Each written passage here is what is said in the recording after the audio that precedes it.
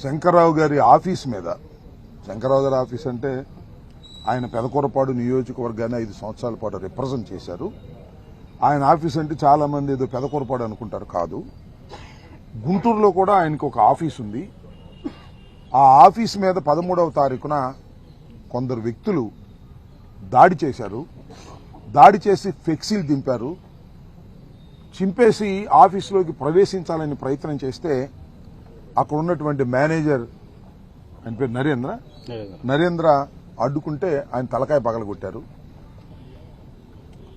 ఆ నరేంద్ర తలకాయ పగలగొట్టడమే కాకుండా ఇంకా సుమారుగా 5-6 వాళ్ళు గాయపరిచారు. ఇది సింపుల్ ఇంజరీస్.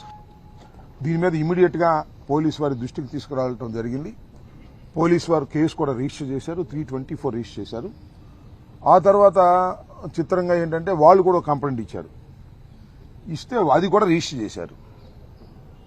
ఎవరి మీద? శంకర్రావు గారు